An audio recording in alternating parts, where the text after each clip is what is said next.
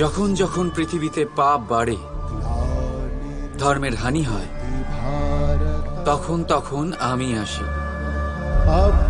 এটা তো আপনারা সবাই জানেন, কিন্তু এটা কখনো ভেবে দেখেছেন যে কেন আমি এই মর্তলোকের প্রাণী হিসেবেই অবতীর্ণ হই? কেন আমি মানুষ রূপে আপনাদের মাঝেই থাকি? আজ বলছি, সংসারে পাপ আর পুণ্য সমতা বজায় রাখে, কিন্তু যখন পাপ তার সীমা পার করে যায়, আমাকে আসতেই হয়। কারণ এই যে আপনারা আমাকে বিস্মৃত হন। আশ্চর্য হবেন না, আমি আপনাদের মধ্যেই থাকি, শুধু আপনারা নিজেদের অন্তরে থাকা পরমাত্মাকে বিস্মৃত হন। এই জন্য আমাকে আসতে হয় আপনাদের এটা বলতে, সমস্ত শক্তি আপনাদের মধ্যেই আছে। কিন্তু আপনারা কি করেন? আমাকে সম্মান করেন, আমাকে পুজো করেন, আর শক্তি প্রার্থনা করেন। বিভিন্ন রকমের চাহিদা আমার সম্মুখে রাখেন। আমার আপনার শ্রদ্ধায় কোনো আপত্তি নেই। আমার আপত্তি আছে সেই ভাবনায় যা আপনাকে দুর্বল করে দেয়। পরমাত্মার ওপর শ্রদ্ধা রাখুন, কিন্তু নিজের আত্মার ওপরও বিশ্বাস রাখুন। কারণ এই সংসারে এমন কিচ্ছু নেই যা আপনারা করতে পারবেন না। প্রতি নরের মধ্যে নারায়ণ বিরাজ করেন, আর প্রতি নারীর মধ্যে লক্ষ্মী। তাহলে চিনুন নিজের অন্তরের নারায়ণকে, আর বদলে দিন সময়ের চক্রব্যূহ। আমি খুশি হব জেনে আমার অবতীর্ণ হওয়ার বাস্তবিক প্রয়োজন আপনারা বুঝতে পেরেছেন। এখন শঙ্কা ত্যাগ করে শঙ্কর হয়ে যান, না হলে পাথরের মতো বেঁচে থাকতে হবে। রাধা রাধা।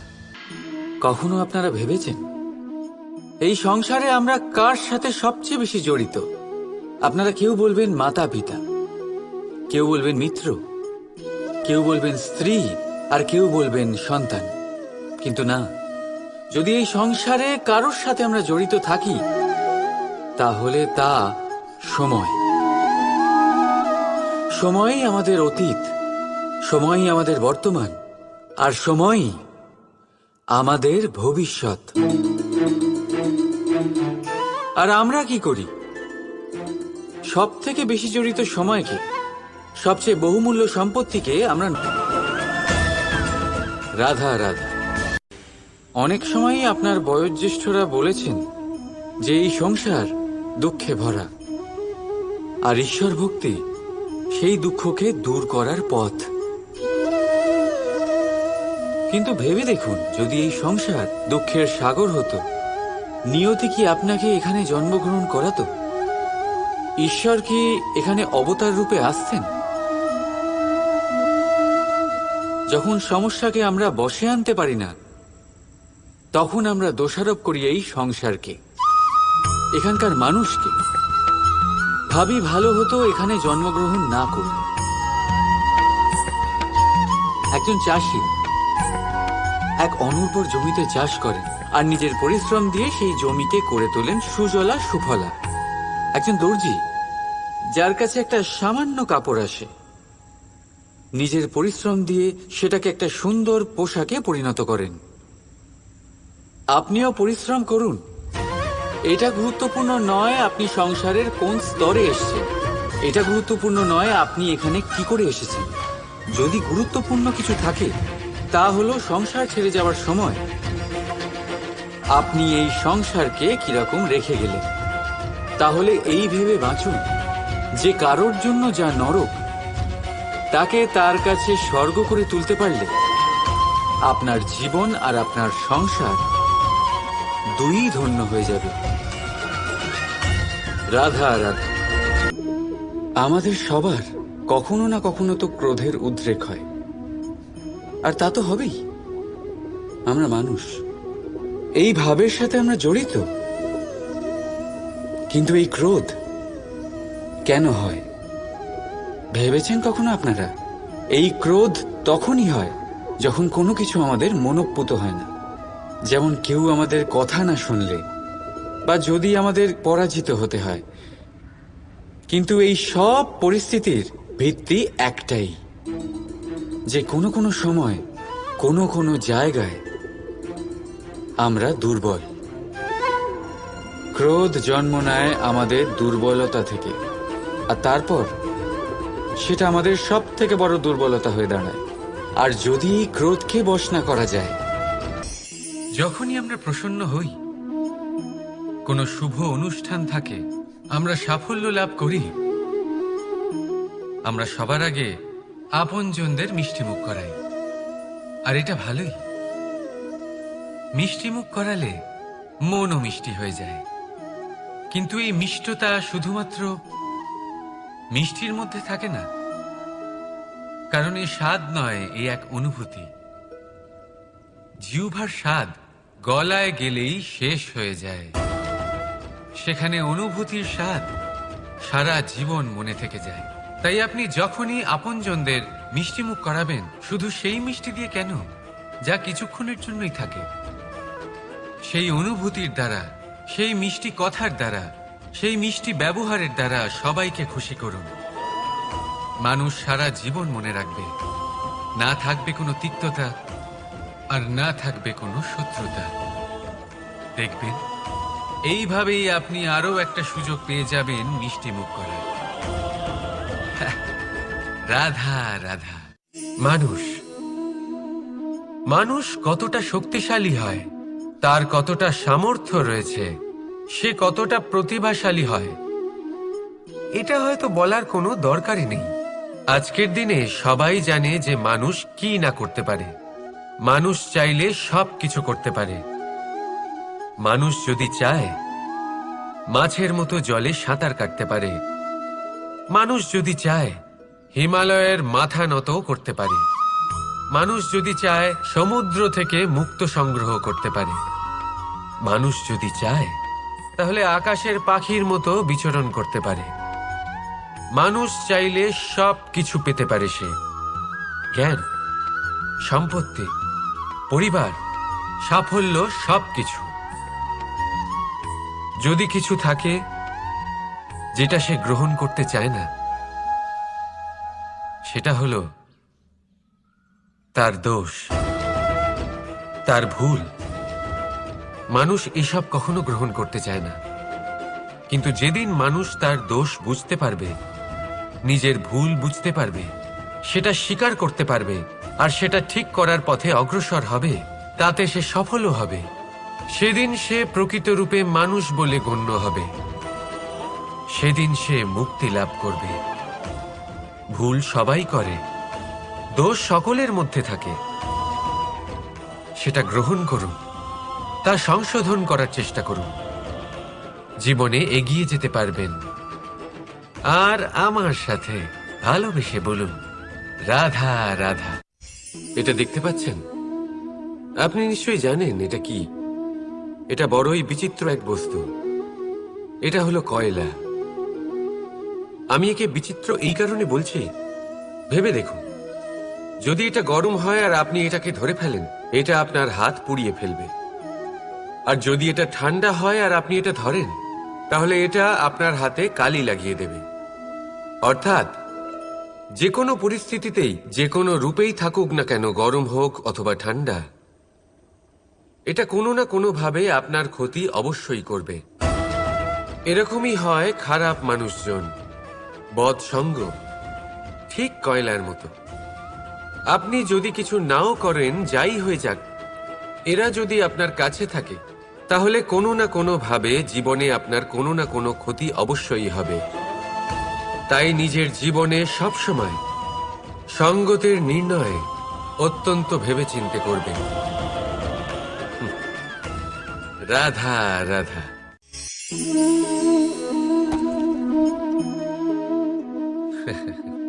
আপনি কি কখনো কোনো গাছের গায়ে পাথর ছুঁড়ে মেরেছেন? আজ না হোক, ছোটবেলায় কখনো না কখনো নিশ্চয়ই ছুঁড়েছেন। এখনো বাচ্চারা সেটাই করে থাকে। কিন্তু আপনি কি কখনো ভেবে দেখেছেন যে কেন সেই গাছের ওপরই পাথর ছুঁড়ে মারা হয় যাতে ফল থাকে? কোনো সাধারণ বা ফলবিহীন গাছের ওপর এত পাথর কেন ছোড়া হয় না? কারণ খুবই সহজ। আমরা ফল খেতে চাই, আর সেটা পারার জন্য আমরা পাথর ছুঁড়ে সেগুলিকে প্রাপ্ত করার চেষ্টা করি। আর অন্যদিকে সেই গাছ এই পাথরের রূপে বিরোধিতা সহ্য করে, তবুও সেখানেই দাঁড়িয়ে থাকে যেখানে তার অবস্থান। সেই ফল আমাদের দিতে থাকে যা সর্বদা আমাদের দিয়ে এসেছে, আর সেই জন্যই সে আমাদের কাছে মূল্যবান। তাই মনে রাখবেন, আপনার জীবনেও এরকম অনেক মানুষ আসবেন বা হয়তো এখনই আছে যারা আপনার বিরোধিতা করেন, যারা আপনার জীবনে সংকট ডেকে আনেন, আপনাকে দোষারোপ করেন, কিন্তু আপনার নজর সেদিকে থাকা উচিত নয়। তাই একটা গুরুত্বপূর্ণ সত্য সবসময় মনে রাখবেন, সেই গাছের ওপরেই পাথর এসে পড়ে যে ফল ধারণ করে, যে মূল্যবান হয়। রাধা রাধা। পাদুকা, খড়ম আমাদের জীবনে কতটা গুরুত্বপূর্ণ হয়। যখনই আমরা এটা পায়ে পড়ে হাঁটি, এটা আমাদের রক্ষা করে কাঁটা থেকে, ছোট পাথর থেকে। এটা আমাদের সুরক্ষিত রাখে। কিন্তু যদি এটাকেই আমরা অন্য দৃষ্টিভঙ্গি দিয়ে দেখি, তাহলে এই পাদুকার জন্যই হাঁটার সময় পেছন থেকে আমাদের পায়ে কাদা লেগে যায়। এরকম মানুষও আমাদের জীবনে থাকে, যে থাকে তো আমাদের সাথেই, কিন্তু এরাই আমাদের পিঠ পিছে কাদা ছোড়ে।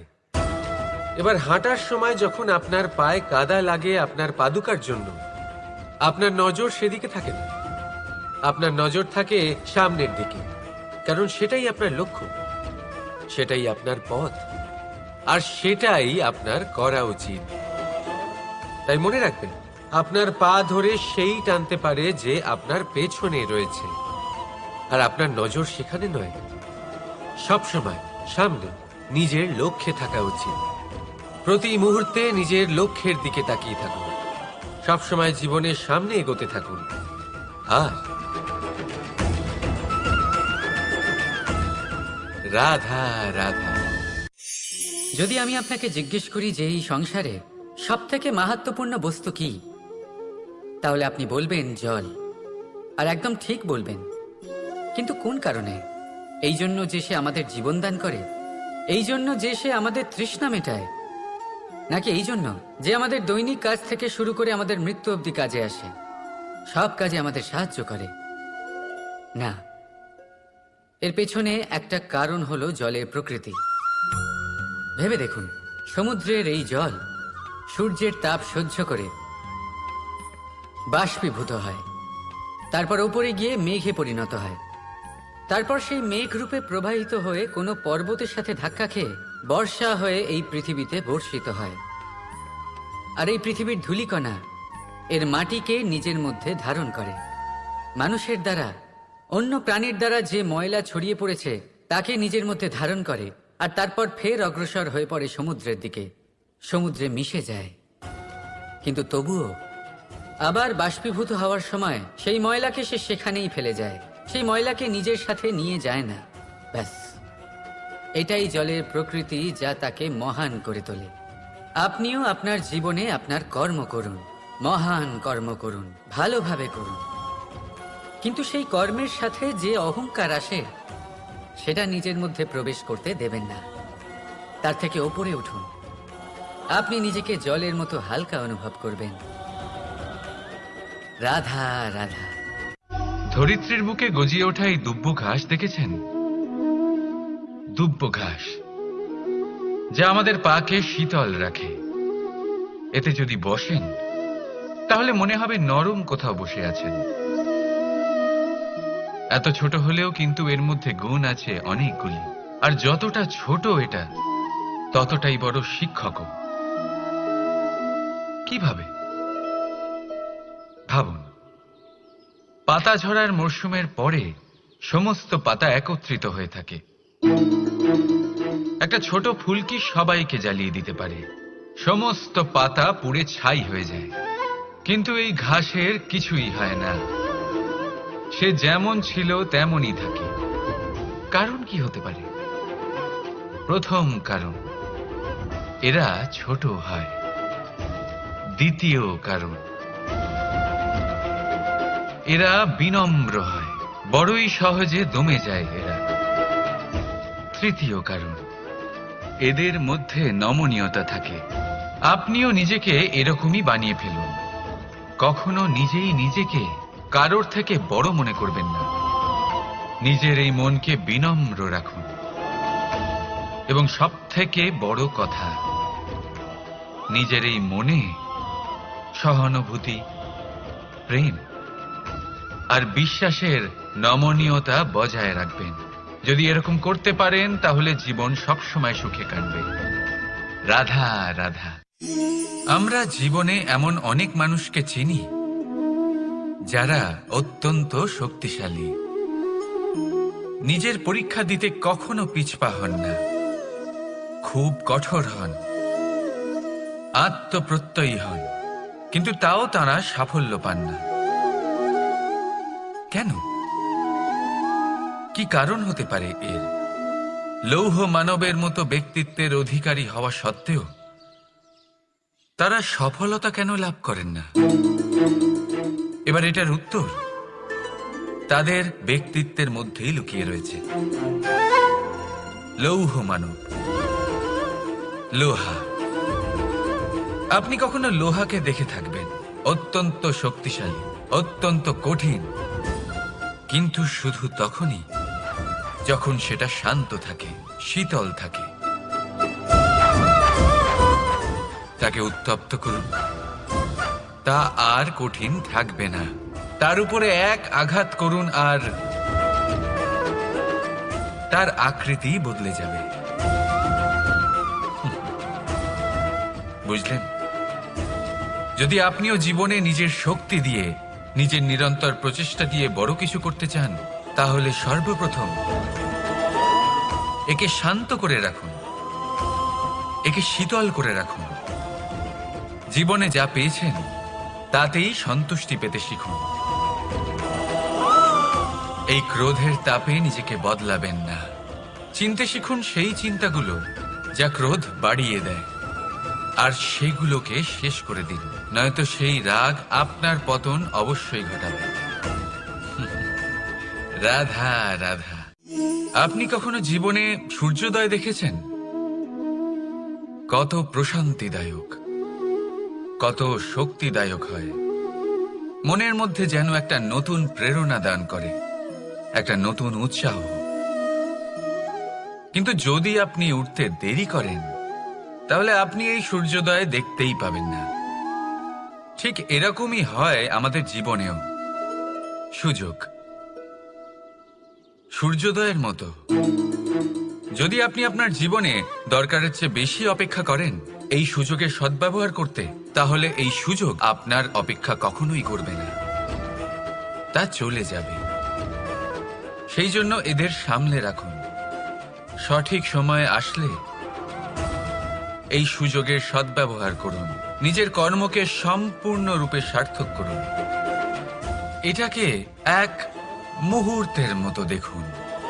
যদি এরকম করেন তাহলে জীবনও সূর্যোদয়ের মতোই হবে। এতে সন্তুষ্টি থাকবে, গৌরব থাকবে, আর থাকবে শান্তি। রাধা রাধা।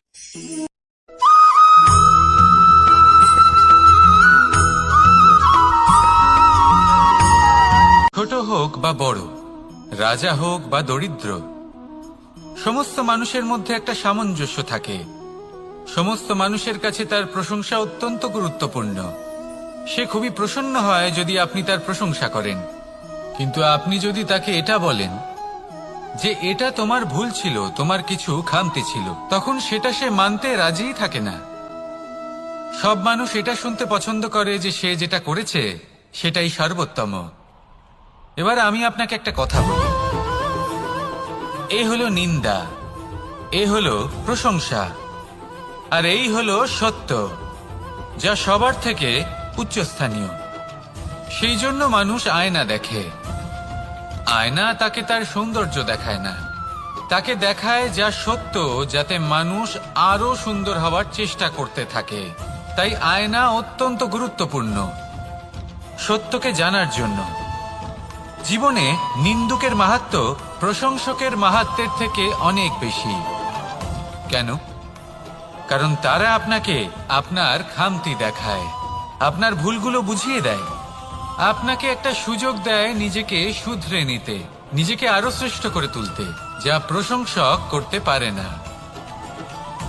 তাই জীবনে যদি কখনো নিন্দা করা হয়, তাকে ভালোবেসে গ্রহণ করুন, ধন্যাত্মক রূপে গ্রহণ করুন। যদি নিজেকে কোনো শিক্ষা দেওয়া সম্ভব হয় তাহলে অবশ্যই দিন। দেখবেন মন প্রসন্ন হয়ে বলবে, রাধা রাধা। মানুষ যখন কোনো শক্তি লাভ করে তখন সে নিজেকে বলশালী মনে করে। শক্তি লাভ করলেই তার মধ্যে অহংকার চলে আসে, অভিমান চলে আসে।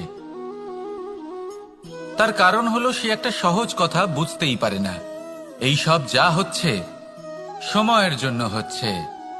সময়ের থেকে বেশি বলশালী আর কেউ নেই। এই সময়ের জন্যই রাবণ ভক্তি দ্বারা কৈলাস পর্বত তুলে নিয়েছিলেন। আবার সেই সময়ের জন্যই, সেই কারণেই রাবণকে বধ হতে হলো।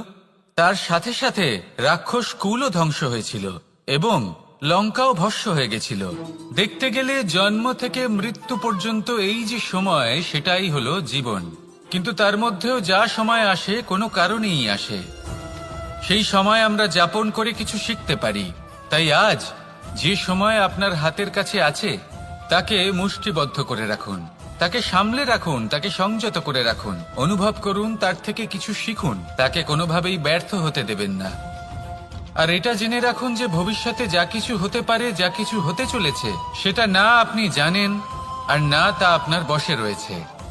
সেই জন্য আজ অহংকার বা অভিমান করে নিজের ভবিষ্যতের ক্ষতি করবেন না, সেই অনর্থ ঘটাবেন না। এটাই হলো সময়ের অর্থ। আসুন আমার সাথে ভালোবেসে বলুন, রাধা রাধা। গুরু, যিনি পথ দেখান, আমাদের জীবনে অত্যন্ত গুরুত্বপূর্ণ, অত্যন্ত আবশ্যক। কিন্তু কিছু মানুষ মনে করেন যে গুরুর কোনো প্রয়োজন নেই, কারণ এই সমগ্র জ্ঞান মানুষের অন্তরেই নিহিত রয়েছে। এবার প্রশ্ন এটাই, যদি সমস্ত জ্ঞান মানুষের অন্তরে নিহিত থাকে তাহলে গুরুর কি প্রয়োজন? আর যারা আজ পর্যন্ত গুরুকে মেনে এসেছেন তারা কি অনুচিত করেছেন? এর উত্তর আমি আপনাকে দেব একটা উদাহরণ দ্বারা। একটা কাঠ যা জ্বলনশীল, জ্বলনের ঊর্জা তার অন্তরে নিহিত রয়েছে, কিন্তু তার জ্বলনের জন্য বাইরে থেকে একটা অনুঘটকের প্রয়োজন হয়। এই অনুঘটকই হলেন আপনার গুরু। উত্তাপ যা একটা কাঠকে জ্বালাতে পারে, সেই উত্তাপ হলো গুরুর প্রচেষ্টা। যদি সেই গুরুই না থাকে, তার প্রচেষ্টাই না থাকে, তাহলে সেই সমস্ত জ্ঞান যা মানুষের অন্তরে নিহিত তা ব্যর্থ হয়ে যাবে। যদি আপনার সাথে আপনার গুরু থাকেন, আপনার পথ প্রদর্শন করেন, আপনার অন্তরের জ্ঞানকে বাইরে নিয়ে আসতে পারেন, তাহলে তাকে সম্মান করুন। আর আমার সাথে ভালোবেসে বলুন, রাধা রাধা। বিপদ আপদ আপনাকে সন্ত্রস্ত করে রাখতে পারে, কিন্তু এই বিপদ প্রত্যেকের জীবনে কোনো না কোনো কারণে থাকে। এটা আপনাকে দেখায় যে আপনার মধ্যে কি খামতি রয়েছে, কেন রয়েছে। এই বিপদ হলো সেই মাধ্যম যার দ্বারা আপনি নিজের দুর্বলতাকে নিজের শক্তিতে পরিবর্তন করতে পারেন। একটা ফুলের দিকে তাকান। একটা ফুল, তার বুকে যখন একটা সূচ বিঁধে এপার ওপার হয়ে যায়, শুধু তখনই আমাদের প্রভুর জন্য ফুলের মালা তৈরি করা যায়। সেই জন্য কখনোই বিপদকে ভয় পাবেন না, তার থেকে দূরে পালাবেন না, একে স্বাগত জানান। বোঝার চেষ্টা করুন এই বিপদ কেন আছে। যদি বিপদকে বুঝতে পারেন তবেই জীবনকে বুঝতে পারবেন। যদি জীবনকে বুঝতে পারেন তবে এই বিপদকে সম্পদে পরিণত করতে পারবেন। আসুন আর আমার সাথে ভালোবেসে বলুন, রাধা রাধা। পরিকল্পনা অত্যন্ত গুরুত্বপূর্ণ, এটা আমাদের জীবনে অত্যন্ত আবশ্যক, এটা আমাদের জীবনে। কিন্তু এই পরিকল্পনা ঠিক কতটা হওয়া উচিত, অর্থাৎ এই পরিকল্পনার সম্পর্কে কতটা চিন্তা করা উচিত, কতটা ভবিষ্যতের বিষয়ে চিন্তা করা উচিত। এবার দূরদর্শিতা অত্যন্ত বিশিষ্ট গুণ মানব জীবনে, কিন্তু দূরদর্শিতায় এতটাও মগ্ন হওয়া উচিত নয় যে কাছের জিনিসগুলোই নজরে না পড়ে। আজকের কথা বাদ দিয়ে শুধুই ভবিষ্যৎ নিয়ে চিন্তা করা অনুচিত। এবার দেখুন, পরিকল্পনা করুন কিন্তু তার থেকে বেশি উপভোগ করুন। এই মুহূর্ত সম্পর্কে অবগত নয়, কিন্তু ভবিষ্যতের কথা আমরা চিন্তা করতে থাকি। আমি এটা অনুভব করতে চাই, ওইটা অনুভব করতে চাই, ওই আনন্দ প্রাপ্ত করতে চাই। এটা অনুচিত। পরিকল্পনা করুন, সংযত করুন, কিন্তু আজকে, বর্তমানকে, এই মুহূর্তকে, জীবনের বাস্তবিক আনন্দ এটা, আর জীবনযাপনের সব থেকে শ্রেষ্ঠ পথও এটা। আসুন আমার সাথে ভালোবেসে বলুন, রাধা রাধা। কখনো কখনো মনে এই ভাবনা আসতেই পারে যে ঈশ্বর আজ পর্যন্ত এত রূপে অবতীর্ণ হয়েছেন, এতবার এই পৃথিবীতে এসেছেন, তারপরেও এই সংসারে কোথাও না কোথাও এই পাপ বসবাস করে। এটার কারণ কি? এটার কারণ আমরা স্বয়ংই। যখন কোনো ব্যক্তি এই পৃথিবীর পথপ্রদর্শন করে, এই সংসারকে উচিত দিশা দেখায়, এই সংসারের মঙ্গল করে, আমরা সেই ব্যক্তিকে মানুষ থেকে ঈশ্বর বানিয়ে ফেলি। সেই ব্যক্তির পতন স্বয়ং আমাদের হাতেই হয়ে যায়, কারণ সেই ব্যক্তি তার শ্বাস প্রশ্বাসের জন্য হয় না। সেই ব্যক্তি হলো সেই ভাবনা যা সে এই সংসারকে প্রদান করেছে। আমরা সেই ব্যক্তির ভাবনাটারই অন্ত করে দিই। এটা উচিত নয়। আমরা ওনাকে প্রভু মেনে নিই। প্রভু মানার পর আমরা ওনার কাছে প্রার্থনা করি, হে প্রভু আমাদের সাহায্য করুন। যদি উনি প্রভুও হন, তাও উনি পৃথিবীতে এসেছেন মনুষ্য রূপে। যা কর্ম করেছেন, যা শক্তি প্রাপ্ত করেছেন, এই দেহ থেকেই প্রাপ্ত করেছেন। আপনাদের এটা বোঝানোর জন্য যে এই কাজ আপনিও করতে পারেন। যারা সৎ আত্মা থাকেন, তাদের জন্য সর্বশ্রেষ্ঠ শ্রদ্ধাঞ্জলি হলো এটাই যে আপনি তাদের পদচিহ্ন অনুসরণ করে চলুন। না ওনাদের স্মরণে থাকুন, না পুষ্পের মালা ওনাদের চরণে রাখুন, বরং তাদের ভাবনাকে অনুসরণ করে সেই ভাবনা নিয়ে এগিয়ে চলুন। এটা না শুধু আপনার জন্য, বরং সমগ্র সংসারের জন্য লাভদায়ক। তাহলে এটাই করুন, আর আমার সাথে ভালোবেসে বলুন, রাধা রাধা।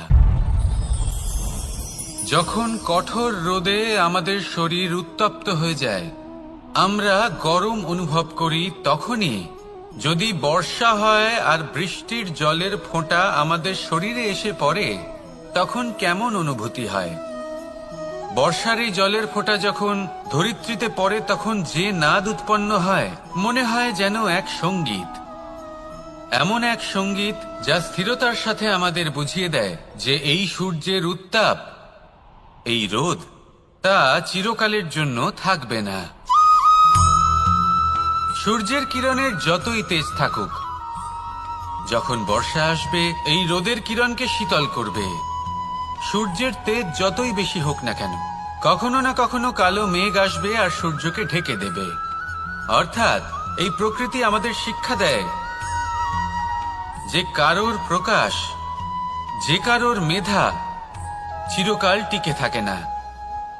এবার যদি কথা বলি অন্ধকারের বিষয়ে, তবে রাত্রির কালো অন্ধকারকে একটা জোনাকির আলো পরাজিত করে।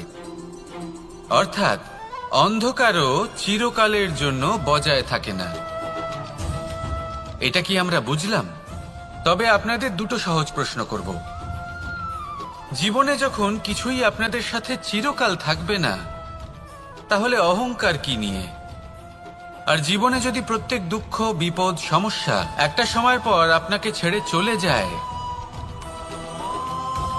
তাহলে পরাজয় মানবেন কেন? এই দুশ্চিন্তা ত্যাগ করুন, এই অহংকার ত্যাগ করুন, আসক্তি ত্যাগ করুন, আর আমার সাথে ভালোবেসে বলুন, রাধা রাধা। ভোজন।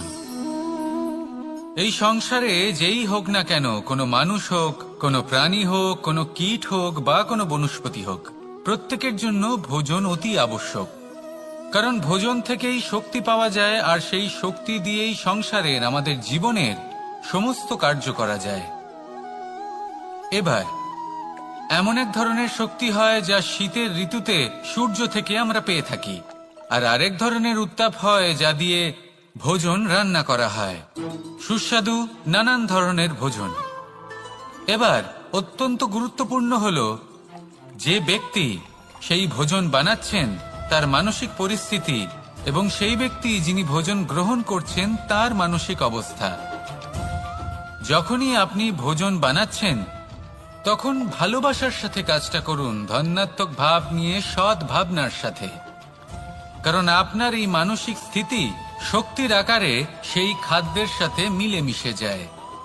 আর যখনই আপনি ভোজন গ্রহণ করছেন তখন সদ্ভাবনার সাথে, প্রসন্নতার সাথে গ্রহণ করুন, ধন্যাত্মক ভাব নিয়ে। যদি আপনি প্রসন্নতার সাথে রান্না করেন, প্রসন্নতার সাথে খাদ্য গ্রহণ করেন, তাহলে আপনি প্রসন্নই থাকবেন, আর মন সুপ্রসন্ন হয়েই বলবে রাধা রাধা। কখনো কোনো চাতক পাখিকে দেখেছেন? কথায় আছে যে বছরে মাত্র একবার সে তার তৃষ্ণা মিটিয়ে থাকে, আর তাও আকাশে ভেসে থাকা মেঘের দ্বারা ঘটানো বৃষ্টির জলের ফোঁটা থেকে। আর কোথাও থেকে সে তার তৃষ্ণা পূরণ করে না। সারা বছর সে নিদারুণ গরম সহ্য করে, তীব্র শীতও সহ্য করে, শুধু এই আশা নিয়ে যে বছরে একবার অন্তত সেই মেঘের ঘন ঘটা হবে, বৃষ্টি হবে, আর সে তার তৃষ্ণা নিবারণ করবে। এটা আসলে কি? এটা আসলে বিশ্বাস। সেই বিশ্বাস যে বছরে একবার সেই মেঘ আসবে তৃষ্ণা নিবারণ করতে। যেমন দেখুন, একটা সূর্যমুখী ফুল সারা রাত অন্ধকারের সাথে যুদ্ধ করে, কারণ তার বিশ্বাস যে ভোরবেলায় সূর্য তাকে অবশ্যই দর্শন দেবেন। সেটাও বিশ্বাস ছিল যার উপর ভরসা করে মনু একটা নৌকা নিয়ে বেরিয়ে পড়েছিলেন এবং সমস্ত সৃষ্টিকে প্রলয়ের হাত থেকে বাঁচিয়েছিলেন। সেটাও ছিল ভালোবাসার প্রতি বিশ্বাস, যার উপর ভরসা করে বানর এবং ভাল্লুক সেনা নিয়ে শ্রীরাম আক্রমণ করেছিলেন সমস্ত বরদানপ্রাপ্ত অসুরগণ এবং রাক্ষসগণের লঙ্কায়, এবং জয় লাভ করেছিলেন। এই বিশ্বাসই হল এই বিশ্বের আশা। বিশ্বাস রাখুন যে আপনি হলেন সর্বশ্রেষ্ঠ এবং শুধুই নিজের কর্ম করতে থাকুন। এই বিশ্বাসের আশাই আপনাকে প্রতি মুহূর্তে বল প্রদান করবে। এ হলো আমার বিশ্বাস। আসুন আর আমার সাথে ভালোবেসে বলুন রাধা রাধা। সৌন্দর্য। মানুষ নিজের সৌন্দর্যের বিষয়ে কতটা ভাবে, চায় যে সে সব থেকে বেশি রূপবান হবে, সব থেকে বেশি সুন্দর হবে, কিন্তু সৌন্দর্যের পরিভাষা কি তা কি সে জানে? কোনো মাকে জিজ্ঞেস করুন, ওনার জন্য সৌন্দর্যের পরিভাষা ওনার সন্তান। কোনো ভক্তকে জিজ্ঞেস করুন, ওনার জন্য সৌন্দর্যের পরিভাষা ওনার ভগবান। শ্রীরামকে জিজ্ঞেস করুন, ওনার জন্য সৌন্দর্যের পরিভাষা হলো হনুমান। ভাঙা হানু, ফুলে যাওয়া মুখ, দেখতে গেলে উনি বানর, লম্বা লেজ, এত নিরীহ যে ওনাকে অমূল্য মালা দিলে সেটা ছিঁড়ে তার ভেতরে শ্রীরামকে খুঁজছিলেন। কিন্তু ওনার ভাবনা কত সুন্দর। উনি এটা বিশ্বাস করেন যে সংসারের যতই মূল্যবান জিনিস দিয়ে এই মালা তৈরি করা হোক না কেন, যদি এর মধ্যে শ্রীরাম না থাকেন তাহলে এর মধ্যে কোনো অর্থ নেই। সৌন্দর্য রূপে নয়, ভাবনায় নিহিত থাকে। যদি আপনি সৌন্দর্য প্রাপ্ত করতে চান তাহলে তা কর্মে নিয়ে আসুন, ভাবনায় এবং বিচারে নিয়ে আসুন। এই সৌন্দর্য আপনার সাথেই থাকবে। যদি আপনি সৌন্দর্যকে রূপের মধ্যে খোঁজেন তাহলে কিছুক্ষণের জন্য পাবেন, সেই সৌন্দর্য সময়ের সাথে হারিয়ে যাবে। সৌন্দর্য যদি পেতে চান, খুঁজতেই চান, তাহলে হৃদয় খুঁজুন, কর্মে খুঁজুন। মন প্রসন্ন হয়ে বলবে রাধা রাধা। ব্যায়াম, এই শব্দ আমরা সকলে শুনেছি, আর এটা সারা জীবন আমাদের সাথেই থাকে কোনো না কোনো রূপে। যখন আমরা জন্মগ্রহণ করি, চলতে শিখি, প্রথমে আমরা হামাগুড়ি দিয়ে চলি, পরে চলতে চেষ্টা করি কিন্তু পড়ে যাই। তখন আমাদের বাড়ির গুরুজনেরা আমাদের আটকান না। ওনারা মনে করেন এইভাবেই আমাদের সন্তান চলতে শিখবে, এইভাবেই তার পা আরো মজবুত হবে, যা অত্যন্ত গুরুত্বপূর্ণ। এইবার জীবনকালে যতই আমরা এগোতে থাকি, এই ব্যায়াম বিভিন্ন রূপে আমাদের সাথেই থাকে। কিন্তু আপনি কি জানেন যে এই ব্যায়ামের তাৎপর্য আসলে কি? আপনি কি জানেন এই ব্যায়ামের মর্ম আসলে কি? যখনই আমরা এই ব্যায়াম করি, আমাদের শরীরের মাংসপেশি ক্ষয় হয়। প্রথমে তা ক্ষয় হয়, তারপর আবার তা নির্মিত হয়। আরো শ্রেষ্ঠ, আরো শক্তিশালী মাংসপেশি আমরা লাভ করি। অর্থাৎ এই ব্যায়াম হলো সৃজনের বিজ্ঞান। এই ব্যায়াম আমাদের জন্য অত্যন্ত আবশ্যক। সেই জন্য জীবনে যখনই কোনো কিছু নষ্ট হয়ে যায়, চলে যায়, তখন হতাশ হয়ে পড়বেন না, তাকে পুনর্নির্মাণ করার চেষ্টা করবেন। আর এই শিক্ষা আমরা লাভ করি পাখিদের থেকে। যখনই বর্ষা হয়, ঝড় আসে, যখন পাখির বাসা ভেঙে চুরমার হয়ে যায়, তারা হার মেনে নেয় না। সে আবার অল্প অল্প করে সব খুঁজে একত্রিত করে আবার নিজের বাসা বানিয়ে তোলে, পুনরায় এক জীবনকে জন্ম দেয়, এক নতুন পরিবারকে জন্ম দেয়। তাই মনে রাখবেন, জীবনে এইভাবেই যদি আপনি নির্মাণ করতে চান, সৃজন করতে চান, তাহলে সেই নির্মাণের জন্য ভাঙনের অভিজ্ঞতা থাকা অত্যন্ত আবশ্যক। ভগ্ন বস্তুকেও সম্মান করা অত্যন্ত আবশ্যক। এই আচরণ মনে নিয়ে আসুন, মন প্রসন্ন হয়ে বলবে, রাধা রাধা। আমাদের এই জীবন, তাতে এই যে সময় চক্র, তা তিনটি ভাগে বিভক্ত। এক হলো অতীতকাল, ফেলে আসা অতীত, তারপরে আসে বর্তমান, এখনকার এই মুহূর্ত, আর তারপর আসে আগামীকাল অর্থাৎ ভবিষ্যৎ। এবার এখানে সবথেকে গুরুত্বপূর্ণ হলো অতীতকাল, ভবিষ্যৎকাল, ফেলে আসা অতীত এবং আগামী সময়। কেন? কারণ এই দুইয়ের উপর নির্ভর করছে যে আপনি বর্তমানে কি করতে চলেছেন। শুধু প্রয়োজন হলো সঠিক দৃষ্টিভঙ্গির। অতীতকালকে যদি আপনি একটি দৃষ্টিভঙ্গি থেকে দেখেন, তাহলে অতীতকালে আপনি দুঃখও দেখতে পাবেন, যন্ত্রণাও দেখতে পাবেন। অন্য কোনো দৃষ্টিভঙ্গি থেকে দেখলে আপনি অতীতকাল থেকে শিক্ষাও লাভ করবেন। এবার এই শিক্ষা অনুসারেই বর্তমানে কর্ম করা উচিত। এবং যদি ভবিষ্যতের কথা বলি, তাহলে বলবো ভবিষ্যতের কথা ভেবে আপনি আজ অবশ্যই চিন্তিত হতে পারেন। অন্য একটি দৃষ্টিভঙ্গি থেকে দেখলে এই ভবিষ্যতেই আপনি একটি লক্ষ্য, একটি উদ্দেশ্য দেখতে পাবেন, যে আপনি কি করতে চান, কি লাভ করতে চান। এবার সেই অনুসারে বর্তমানে কর্ম করা উচিত, ভবিষ্যৎ এবং অতীতকাল অনুসারে। এভাবেই যদি জীবনে কর্ম করতে থাকেন, আপনার এই বর্তমানের দিনগুলো আপনি একটু নতুনভাবে বাঁচতে পারবেন। এভাবেই যদি জীবনে এগোতে থাকেন, তাহলে আপনার জীবনে আনন্দের উদ্ভব হতে কেউ বাধা দিতে পারবে না। আসুন আমার সাথে ভালোবেসে বলুন, রাধা রাধা। পরিকল্পনা অত্যন্ত গুরুত্বপূর্ণ, এটা আমাদের জীবনে অত্যন্ত আবশ্যক, এটা আমাদের জীবনে। কিন্তু এই পরিকল্পনা ঠিক কতটা হওয়া উচিত, অর্থাৎ এই পরিকল্পনার সম্পর্কে কতটা চিন্তা করা উচিত, কতটা ভবিষ্যতের বিষয় চিন্তা করা উচিত। এবার দূরদর্শিতা অত্যন্ত বিশিষ্ট গুণ মানব জীবনে, কিন্তু দূরদর্শিতায় এতটাও মগ্ন হওয়া উচিত নয় যে কাছের জিনিসগুলোই নজরে না পড়ে। আজকের কথা বাদ দিয়ে শুধুই ভবিষ্যৎ নিয়ে চিন্তা করা অনুচিত। এবার দেখুন, পরিকল্পনা করুন, কিন্তু তার থেকে বেশি উপভোগ করুন। এই মুহূর্ত সম্পর্কে অবগত নয়, কিন্তু ভবিষ্যতের কথা আমরা চিন্তা করতে থাকি। আমি এটা অনুভব করতে চাই, ওইটা অনুভব করতে চাই, ওই আনন্দ প্রাপ্ত করতে চাই। এটা অনুচিত। পরিকল্পনা করুন, সংযত করুন, কিন্তু আজকে, বর্তমানকে, এই মুহূর্তকে, জীবনের বাস্তবিক আনন্দ এটা, আর জীবনযাপনের সবথেকে শ্রেষ্ঠ পথও এটা। আসুন আমার সাথে ভালোবেসে বলুন, রাধা রাধা। মানুষ কখনো কখনো সময়কে নিয়ন্ত্রণ করতে চেষ্টা করে, কখনো কখনো সময়ের গুরুত্ব বুঝতে পারে না। এটা ভাবে যে এই কিছু মুহূর্ত কেটে যাক, একে অতিবাহিত করি, তাহলে কি বা হবে, কয়েকটা মুহূর্ত মাত্র। কিন্তু তা নয়। আজকের একটা মুহূর্ত ভবিষ্যতের অনেক বড় পরিবর্তনের ভিত হতে পারে। আজকের একটা মুহূর্ত আপনার ভবিষ্যৎকে উজ্জ্বল করে তুলতে পারে। সেই জন্য ছোট ছোট মুহূর্তগুলিকে অদেখা করবেন না। সময়কে কাজে লাগান, পূর্ণরূপে কাজে লাগান। এবার যদি আপনি কাউকে সাহায্য করতে চান আর সেই কারণেই যদি থেমে থাকেন, তাহলে ঠিক আছে, কারণ আপনি কাউকে সাহায্য করে তার জীবনকে আরো ভালো করে তুলতে চাইছেন, আরো শ্রেষ্ঠ করতে চাইছেন। এই পুণ্য, এই কর্ম ফিরে আপনার কাছেই আসবে আর আপনার জীবনকে শুভ করে তুলবে।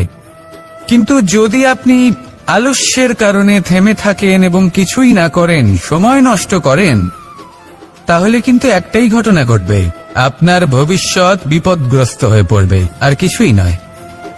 সেই জন্য এটা বোঝা প্রয়োজন যে কখন থামতে হবে এবং কেন থামতে হবে।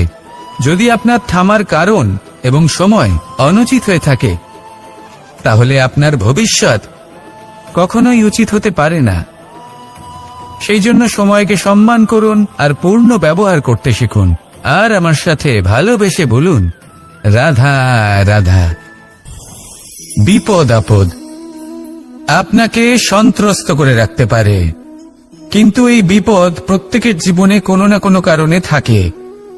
এটা আপনাকে দেখায় যে আপনার মধ্যে কি খামতি রয়েছে, কেন রয়েছে। এই বিপদ হলো সেই মাধ্যম যার দ্বারা আপনি নিজের দুর্বলতাকে নিজের শক্তিতে পরিবর্তন করতে পারেন। একটা ফুলের দিকে তাকান।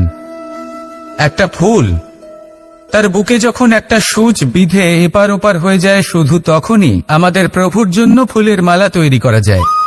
সেই জন্য কখনোই বিপদকে ভয় পাবেন না, তার থেকে দূরে পালাবেন না, একে স্বাগত জানান। বোঝার চেষ্টা করুন এই বিপদ কেন আছে। যদি বিপদকে বুঝতে পারেন তবেই জীবনকে বুঝতে পারবেন। যদি জীবনকে বুঝতে পারেন তবেই এই বিপদকে সম্পদে পরিণত করতে পারবেন।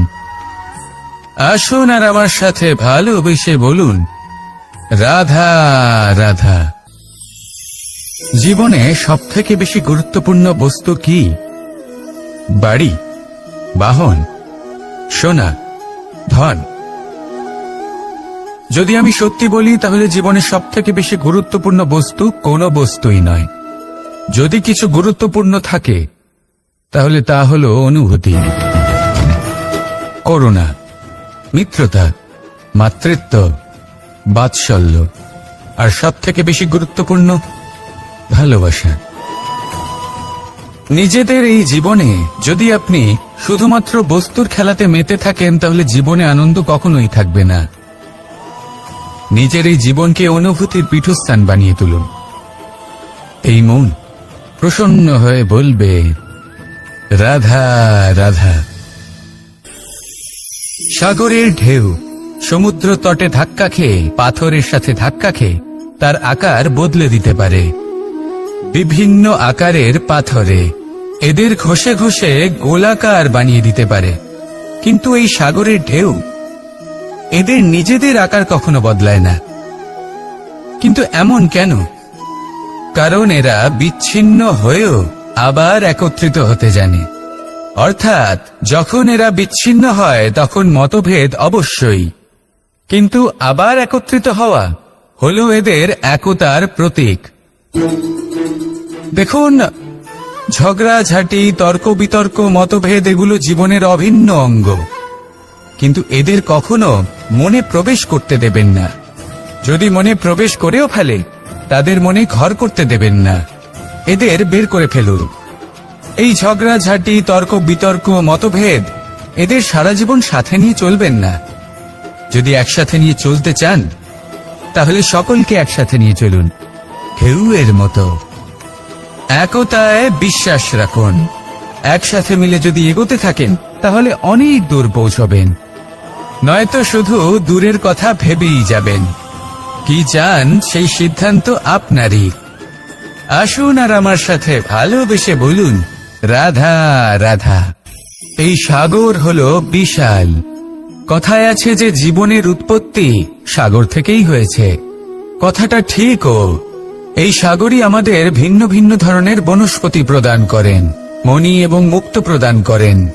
আমরা কতটা তুচ্ছ সেই বিষয়ে আমাদের উপলব্ধি ঘটান, আমাদের প্রেরণা প্রদান করেন, যাতে আমরাও সাগরের মতো বিশাল হয়ে উঠতে পারি। এই সাগরের অনেকগুলো গুণ আছে যা আমরা শিখতে পারি। আজ আমি কথা বলবো একটা বিশেষ গুণের বিষয়। বেশিরভাগ মানুষ মালিন্য, নোংরা পদার্থ, নোংরা বস্তু, অপদ্রব্য এই সাগরে ভাসিয়ে দেন, কিন্তু সাগর এই পদার্থ নিজের মধ্যে একত্রিত করে রাখেন না, এই সব নিজের ভেতর থেকে বাইরে বের করে দেন। এ হলো অত্যন্ত শ্রেষ্ঠ একটা গুণ। কিন্তু এই কাজকেও সার্থক করার জন্য সাগরেরও একটা তটের প্রয়োজন পড়ে, যেখানে সাগর এই সব বস্তু বাইরে বের করে ফেলতে পারে। আর মানুষও ভিন্ন কিছু নন। দেখুন, মানুষেরও তো একটা তটের প্রয়োজন পড়ে। এই তট, তিনি হয়তো আমাদের গুরু হতে পারেন, আমাদের মা বাবা হতে পারেন, ভাই বা মিত্র হতে পারেন, বা হয়তো সেই সমস্যাগুলি যার থেকে আমরা দূরে পালিয়ে যাচ্ছি। কারণ যখন আপনি এই সমস্যাগুলির সম্মুখীন হবেন, শেষ পর্যন্ত আপনি শিক্ষাই পাবেন। সব থেকে বেশি গুরুত্বপূর্ণ এই মনকে পবিত্র রাখা। আর তার জন্য একটাই উপায় আছে, এই মন তার মন্থন করা। যদি এই মনের মন্থন করেন তাহলে পূর্ণরূপে পবিত্র হবেন। আর এই মন, আপনি তো জানেনই, প্রসন্ন হয়ে বলবে রাধা রাধা।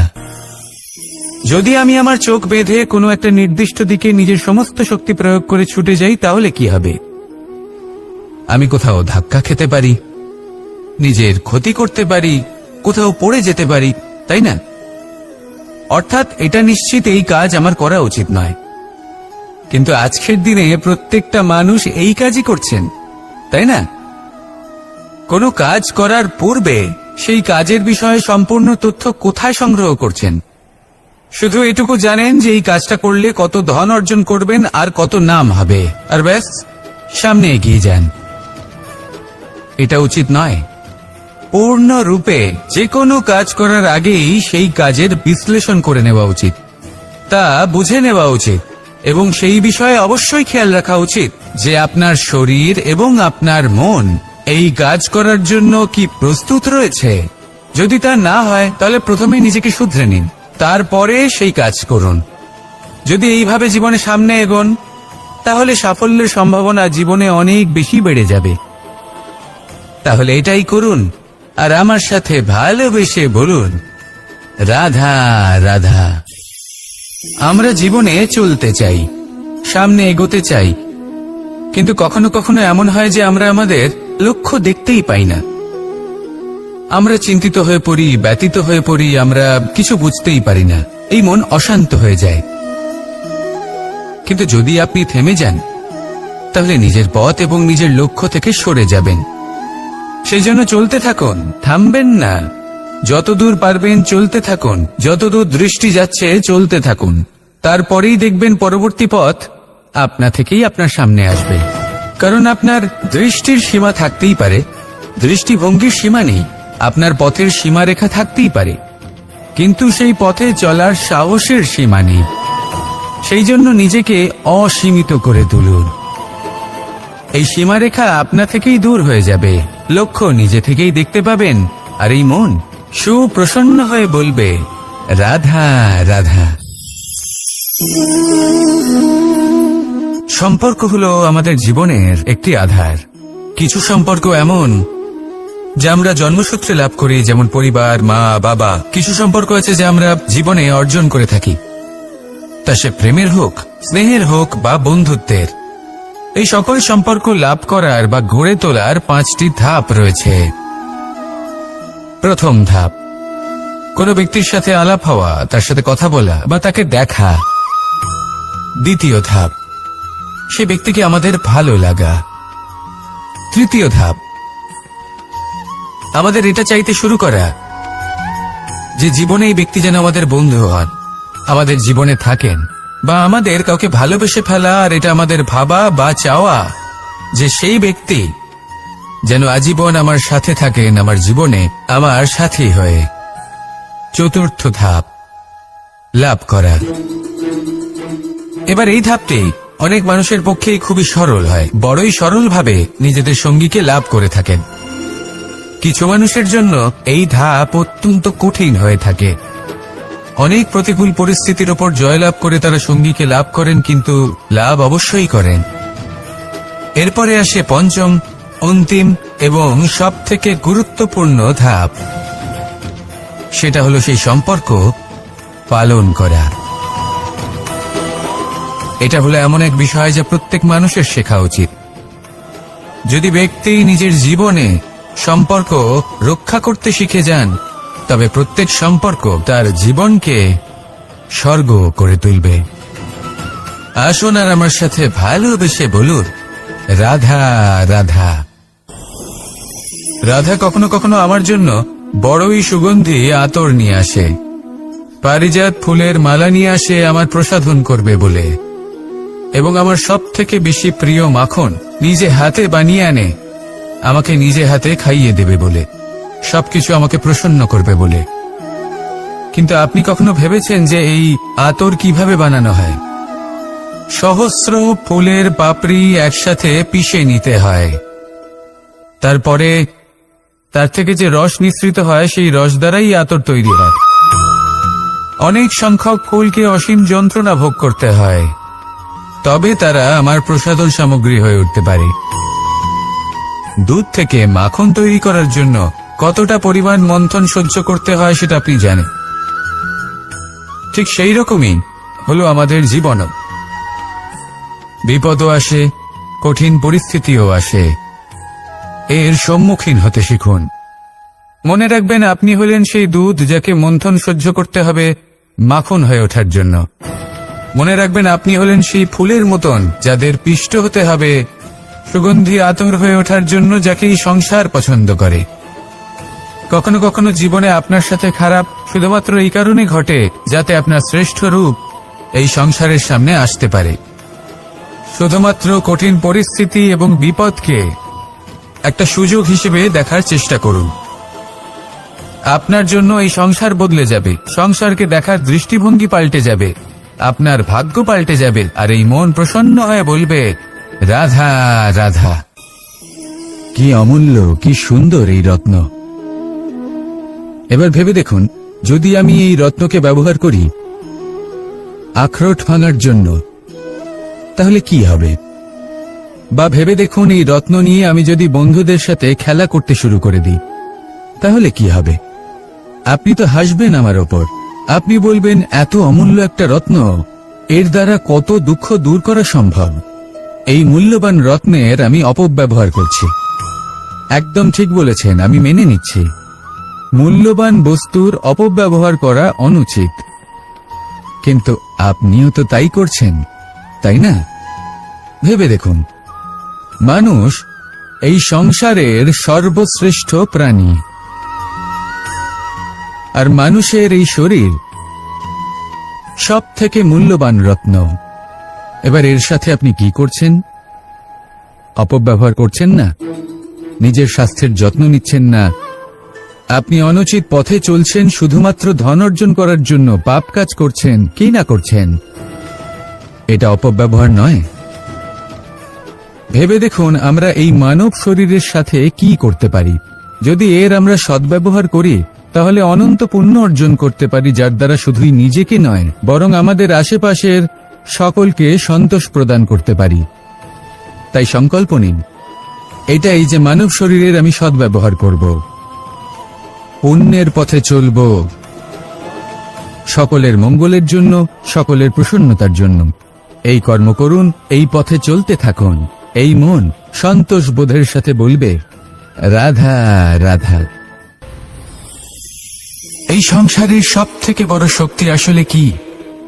দৈহিক শক্তি, ভৌতিক শক্তি, রাজনৈতিক শক্তি, স্বর্ণের শক্তি, বিদ্যার শক্তি নাকি মায়ার শক্তি, ভক্তির শক্তি নাকি নিরাশক্তির শক্তি? এই সংসারের সব থেকে বড় শক্তি হল হাসি মুখের। যদি আপনি এবং আমি এমন কোন সময় হাসতে পারি যেখানে মুখে হাসি আসা প্রায় অসম্ভব, তাহলে বিশ্বাস করুন, এই সংসারে কেউ আপনাকে ভাঙতে পারবে না। এটা কিছুটা সেই রেশমের কীটের মতো, যে চারিদিক থেকে নিজেকে ঢেকে রাখে একটা খোলসের মধ্যে থাকে। কিন্তু জীবিত থাকে। এই হাসি মুখ এটা শুধুমাত্র একটা আবেগ নয়, এটা সংসারের যে কোনো অভাব দূর করে। অভাব আশার, অভাব বিশ্বাসের। এই হাসি আপনার অন্তরে আশার আলো জাগ্রত করে আর এই সংসারের হতাশা দূর করে দেয়। তাই কঠিন থেকে কঠিনতর পরিস্থিতিতেও মুখে হাসি বজায় রাখুন। এই শক্তি আপনার থেকে কেউ কাটতে পারবে না। আর যদি আপনার কাছে এই শক্তি থাকে তাহলে অন্য কোনো শক্তি আপনাকে বাধা দিতে পারবে না। তাহলে হাসুন আর আমার সাথে ভালোবেসে বলুন, রাধা রাধা। ভীষ্ম একটা মহান নাম, দেবী গঙ্গার সুপুত্র। স্বয়ং বৃহস্পতি এবং পরশুরাম ছিলেন ওনার শিক্ষাগুরু। অত্যন্ত মহান যোদ্ধা ছিলেন, কিন্তু এই মহান যোদ্ধা ইনি ইতিহাসে আজ পর্যন্ত সেই সম্মান পেলেন না যার উনি যোগ্য ছিলেন। কারণ নির্বাচন। রাজ সিংহাসনের সেবা করার প্রতিজ্ঞা নিয়েছিলেন উনি। এবার রাজ সিংহাসনে যেই বসুক না কেন তার সেবা করা, তার প্রত্যেক আদেশ পালন করা, এটাই ছিল ওনার প্রতিজ্ঞা। তা সেই ব্যক্তি উচিত হোক বা অনুচিত, সে উচিত পথে চলুক বা অনুচিত পথে চলুক, সুপাত্র হোক বা কুপাত্র, উনি তার সেবা করতে থাকলেন, তার প্রত্যেক আদেশ পালন করতে থাকলেন, নিজের প্রতিজ্ঞা পালন করতে থাকলেন। ধৃতরাষ্ট্র নেত্রহীন অবশ্যই ছিলেন, কিন্তু এতটাও নেত্রহীন ছিলেন না যে উনি প্রজাদের চোখের জল, ধর্ম অধর্ম দেখতে পাবেন না। উনি সব বুঝতে পারতেন। আর এদিকে ভীষ্ম নিজে প্রতিজ্ঞাবদ্ধ হয়েছিলেন। দুর্যোধন অনুচিত পথে চালিত হচ্ছিল, তাও উনি তাকে সঙ্গ দিতে থাকলেন। আর পরিণামস্বরূপ আজ পর্যন্ত ইতিহাসে উনি সেই স্থান পেলেন না, সেই সম্মান পেলেন না যার যোগ্য উনি ছিলেন। যদি আপনি কোনো প্রতিজ্ঞা করে থাকেন তা সে যতই কোনো উচিত কারণের জন্য হোক না কেন, যদি আস্তে আস্তে সময়ের সাথে সেই প্রতিজ্ঞা আপনাকে অনুচিত পথে চালিত করে অধর্মের পথে নিয়ে যায়, পাপের পথে নিয়ে যায়, তাহলে সেই প্রতিজ্ঞা ভঙ্গ করা অত্যন্ত আবশ্যক। সময় অনুসারে নিজেকে বদলানো আবশ্যক, নয়তো এই প্রতিজ্ঞা আপনাকে দিয়ে পাপ কর্ম করাবে, কুকর্ম করাবে আর আপনার বিনাশের কারণ হবে। আসুন আমার সাথে ভালোবেসে বলুন, রাধা রাধা। আমার দাদা আমাকে অনেকবার বলেছেন, কানাই তুমি তো স্বয়ং নারায়ণ, তুমি এক তড়িতেই সবকিছু এমনি ঠিক করে দাও না কেন? এবার দাদাকে কি করে বোঝাবো? আচ্ছা, আপনি নিজেই ভেবে দেখুন,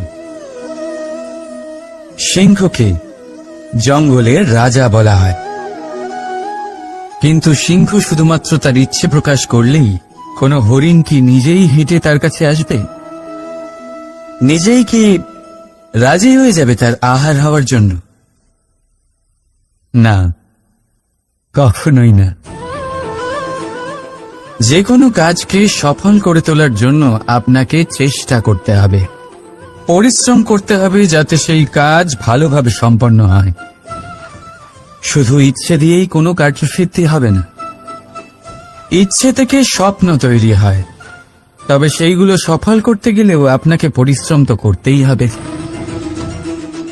মনে করুন আপনার ইচ্ছে হলো খেতে, আর কোনো দয়ালু ব্যক্তি এসে আপনার সামনে খাবার রেখে দিল, তাও তা খেতে গেলে পরিশ্রম আপনাকেই করতে হবে। যদি ভালোবাসার ইচ্ছে থাকে তাহলেও নিঃস্বার্থ, নিষ্পাপ মনে ভালোবাসবেন। দেখুন, আপনি স্বপ্নে অবশ্যই উঠতে পারেন, কিন্তু এই পৃথিবীতেই আপনাকে বেঁচে থাকতে হবে। আর যদি এই ধরিত্রীতে আপনি এগিয়ে যেতে চান, তাহলে এই ভূমিকে পা দিয়ে আপনাকে পিছনে ঠেলতেই হবে। রাধা রাধা। কিছু শেখা অত্যন্ত গুরুত্বপূর্ণ। এবার কি কি শিখতে হবে সেই সব শেখানোর জন্য অনেক শিক্ষক রয়েছেন, কিন্তু কি শিখবেন না আর কি করবেন না এটা আমাদের নিজের অভিজ্ঞতা দিয়ে শিখতে হয়। কিন্তু তার মানে এটা নয় যে যদি আপনাকে শিখতে হয় যে আগুনের তাপ কতটা, আপনাকে আগুনের মধ্যে হাত দিতে হবে। না, অন্য কারোর অভিজ্ঞতা দ্বারাও শিখতে পারেন। প্রশ্ন শুধুমাত্র একটাই যে আপনি কি শিখতে চান নাকি চান না। যদি আপনি এটাই ভাবেন যে আমি শুধুই নিজের অভিজ্ঞতা দ্বারাই শিখতে চাই, তাহলে জীবনকাল ছোট মনে হবে, অনেক কিছুই শিখতে পারবেন না। তাই নিজের সাথে সাথে বড়দের অভিজ্ঞতা দ্বারাও শেখা শুরু করে দিন। এই সংসারের অভিজ্ঞতা দ্বারা শিখতে শুরু করে দিন। আর এটা নিশ্চিত রূপে শেখা আবশ্যক যে কখন কি করবেন না, কোথায় থামতে হবে আর কোথায় থামবেন না। তাহলে আসুন আর আমার সাথে ভালোবেসে বলুন, রাধা রাধা।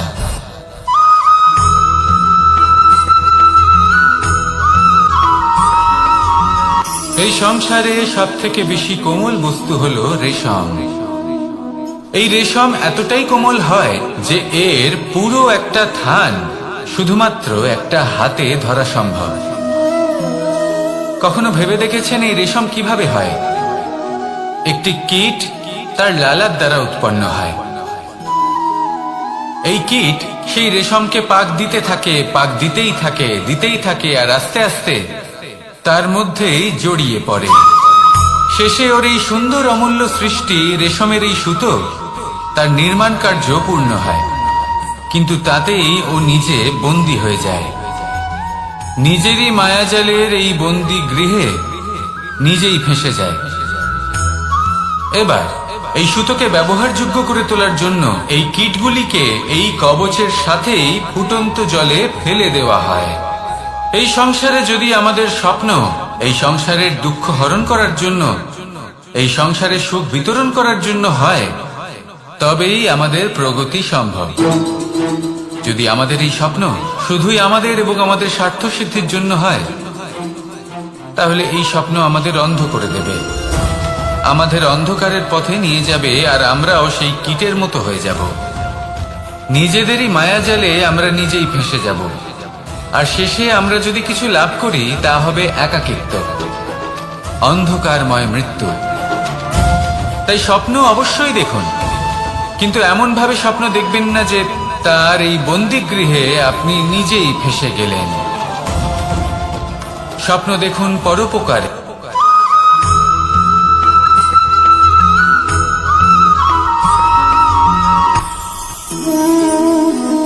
শক্তি এক অত্যন্ত বিচিত্র বস্তু, বা বলতে পারেন অনুভূতি। পিতা সবসময় চান যেন তিনি তার শক্তি পুত্রকে। আসুন আপনাকে সহজে বোঝাই। যদি আপনি সুপাত্র হন আর আপনাকে শক্তি দেওয়া হয়, তাহলে আপনি সেই শক্তির গুরুত্ব বুঝবেন, কোথায় সেই শক্তি প্রয়োগ করা উচিত সেটা বুঝবেন।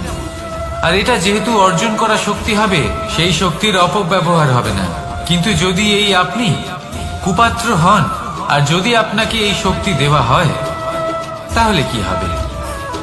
দেখতে গেলে এই শক্তি আপনি দান হিসেবে পেয়েছেন, তাই না আপনি এই শক্তির গুরুত্ব বুঝবেন আর না এর প্রয়োগ আপনি জানবেন। তার অপব্যবহার হওয়া সুনিশ্চিত। তাই যদি আপনি কোনো শক্তি অর্জন করতে চান, তাহলে আগে তার যোগ্য হয়ে উঠুন, পুত্র নয় পাত্র হয়ে উঠুন। আর আমার সাথে ভালোবেসে বলুন, রাধা রাধা।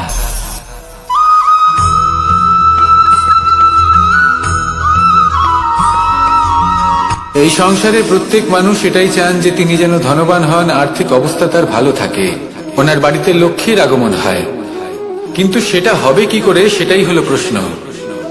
কেউ বলেন যে যদি পরিশ্রম করো তাহলে ধন অর্জন সম্ভব, কেউ বলেন যে যদি বিদ্যা লাভ হয় তবেই ধন অর্জন সম্ভব, কেউ বলেন যে যদি বলশালী হও তবেই সম্পন্ন থাকবে। ভালো কথা, যদি তাই হয়ে থাকে, তবে দিনমজুর সারা দিন পরিশ্রম করেন, তিনি কেন ধনী হন না? অনেকজন বিদ্বান মানুষ আছেন এই সংসারে, তারা কেন ধনবান হন না?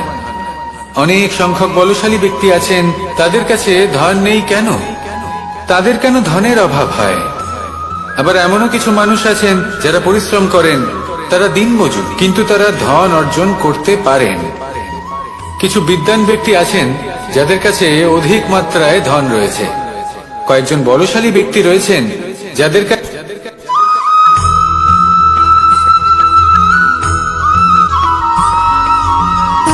সুখ, দুঃখ এবং শক্তি, এই তিন হলো এই সংসারের ত্রিদেবের মতো।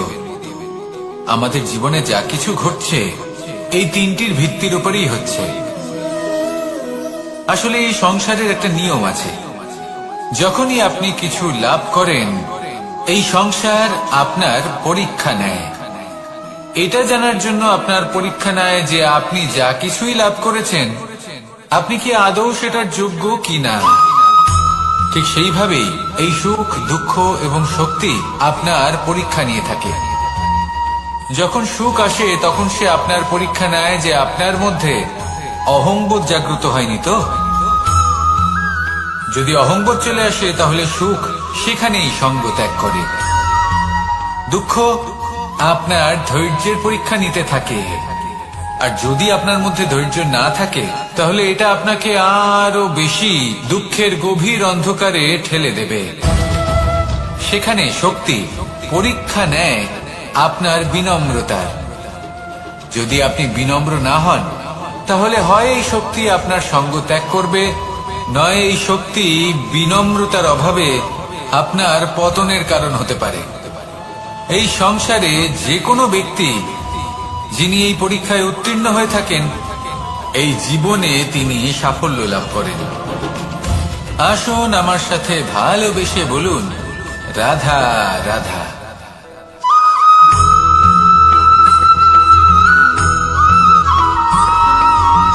পঞ্চতত্ত্বের মধ্যে দ্বিতীয় তত্ত্ব হল ধরণী, ভূমি, যাকে আমরা ধরণী মাতা বলি। এই ধরণী ধৈর্য ধারণ করে, আর এর ওপরেই আমাদের সমগ্র সংসার নির্ভরশীল। কারণ এই ভূমি সহ্য ক্ষমতা রাখে, এর সহ্য ক্ষমতা হল অপরিসীম। সন্তান যতই আঘাত প্রদান করুক না কেন প্রেম পূর্বক সহ্য করে, আর তার বদলে অমূল্য রত্ন প্রদান করে। সন্তান যদি হাল চালায় তাহলে তার বদলে তাকে অন্ন প্রদান করে। এটাই হলো ধরণী। এবার এর থেকে আমরা কি শিক্ষা পেতে পারি? এটাই যে কারোর জন্য কিছু করা বা কাউকে কিছু দেওয়া মনে কোনো কামনা ছাড়াই। আর এই কথাটা বুঝে যান, যদি কারোর জন্য কামনা না রেখে বা কোনো পাওয়ার আশা না রেখে কারোর জন্য কিছু করেন বা কারোকে কিছু দেন, যদি এটা আপনি শিখতে পারেন তবে আপনি ভালোবাসতে শিখে গেছেন। আর সেই জন্যই এই ধরিত্রীকে মাতা বলা হয়। কারণ মাতা শুধু উনি নন যিনি গর্ভে সন্তানকে ধারণ করেন, মাতা তো উনিও যিনি জীবন বাঁচতে শেখান, যিনি জীবন বাঁচার উদাহরণ প্রদান করেন। তাহলে ধরণীর থেকে এই নিঃস্বার্থ ভাব শিখুন, নিঃস্বার্থ ভালোবাসা শিখুন, আর এই ভালোবাসার সাথেই বলুন, রাধা রাধা।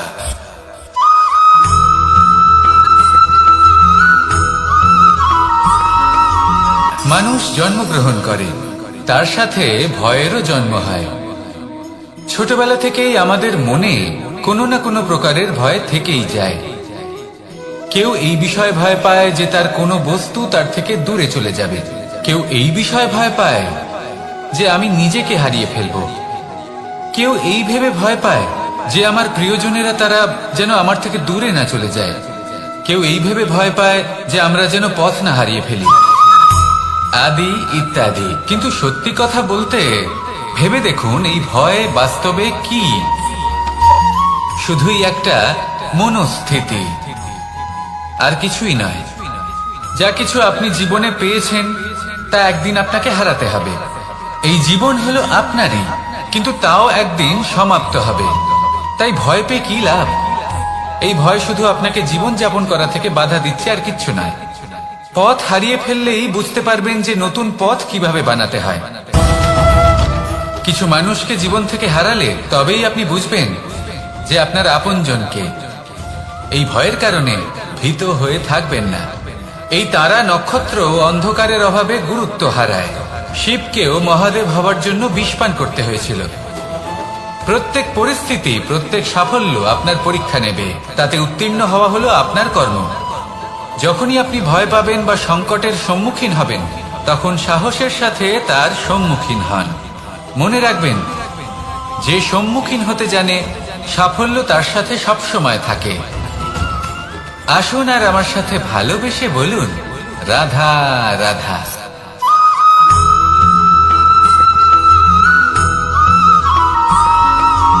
জীবনে অগ্রসর হওয়ার জন্য আমাদের কাকে প্রয়োজন হয়?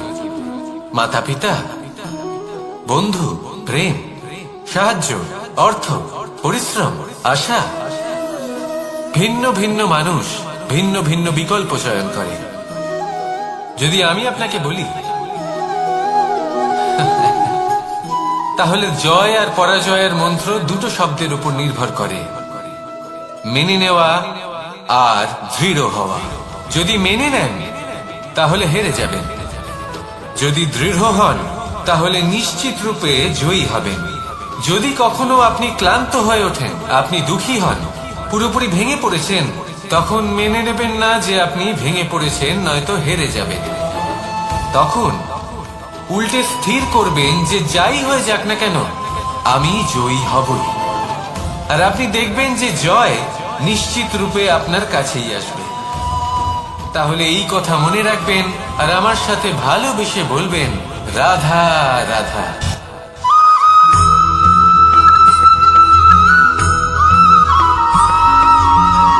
এই সংসারে কোনো বস্তু হোক বা ব্যক্তি হোক, তার একার গুরুত্ব কিন্তু খুব বেশি নয়। একটা উদাহরণ হিসেবে বৃষ্টির ফোঁটাকে ভেবে দেখুন। যদি একটি বৃষ্টির ফোঁটা হয় তাহলে তার খুব বেশি গুরুত্ব থাকে না, কিন্তু যখন সহস্র বৃষ্টির ফোঁটা মেঘের মধ্যে দিয়ে ঝরে পড়ে, তখন সেটা বর্ষার রূপ ধারণ করে। সেই বর্ষা যা এই প্রকৃতিকে শান্ত করে। সেইভাবেই পাথরের ছোট টুকরো, তার খুব বেশি গুরুত্ব থাকে না, কিন্তু যখন অসংখ্য পাথরের টুকরো একত্রিত হয় তখন তা পর্বতের আকার ধারণ করে। সেইভাবেই কিছু মানুষ যখন একত্রিত হন তখন তৈরি হয় পরিবার, কিছু পরিবার যখন একত্রিত হয় তখন তৈরি হয় সমাজ, যখন অনেক সংখ্যক সমাজ একত্রিত হয় তখন তৈরি হয় রাজ্য। এবার এই রাজ্যের সব থেকে গুরুত্বপূর্ণ ব্যক্তি হতে পারেন রাজা, কিন্তু তাও সেই রাজা একা কিছু করতে পারেন না। যুদ্ধ লড়ার সময় তারও নিজের সৈন্যদলকে প্রয়োজন পড়ে। কিন্তু এই সংসারে এমন একজন ব্যক্তি আছেন যিনি একাই সব কাজ করতে থাকেন, এবং সেই ব্যক্তি হলেন মা। আমাদের জীবনে একজন পিতার ভূমিকা কিন্তু নিঃসন্দেহে অমূল্য, কিন্তু আমাদের সকলের জীবনে যে ভূমিকা একজন মায়ের তা অন্য কারোর থাকে না। একজন মা একাই সন্তানকে বড় করতে পারেন, সংস্কারী করে তুলতে পারেন, তার জন্য পরিশ্রম করেন। আর এত কিছু কাজ করার পরেও তার কাজের জন্য তিনি প্রশংসা অবশ্য পান না। উল্টে যদি সেই সন্তান অনুচিত পথে চালিত হয়, অনুচিত কর্ম করে, তখন সেই মাকেই অপবাদের পাত্র হয়ে উঠতে হয়। আমাদের জীবনে মায়ের যোগদান কতটা সেটা বুঝুন।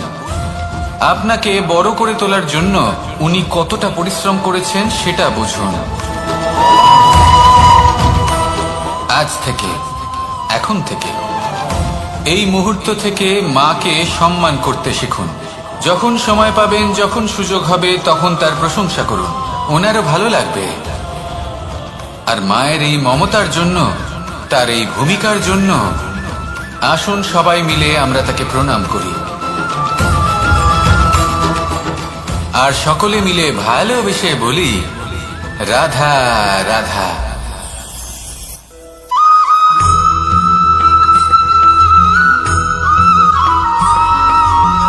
এই সংসারের সব থেকে গুরুত্বপূর্ণ তত্ত্ব কোনটা? প্রথম হলো সময়। জন্ম থেকে মৃত্যু পর্যন্ত এই যে সময়, এটাই তো হলো জীবন। দ্বিতীয় হলো জীবন, যাতে আমরা সময়ের সদ্ব্যবহার করি, শ্রেষ্ঠ থেকে শ্রেষ্ঠতর কাজ করার চেষ্টা করি। বহু বছরের এই পরম্পরা, এই সংস্কৃতিকে এগিয়ে নিয়ে যাওয়ার চেষ্টা করি। এই সংসারে আমরা অংশগ্রহণ করতে চেষ্টা করি। তৃতীয় হলো ধন, সেই ধন যা প্রত্যেক ব্যক্তি অর্জন করতে চেষ্টা করেন। এবার এই তিনটি তত্ত্বের মধ্যে একটা সামঞ্জস্য আছে, সমান ব্যাপার আছে। সে ধনই হোক বা সময় হোক বা হোক জীবন। আর সেই সমান ব্যাপার হলো যে যদি আপনি এটা গণনা করতে থাকেন তাহলে তা কমতে থাকে, যদি আপনি এটা ব্যবহার করেন তাহলে তা বাড়তে থাকে।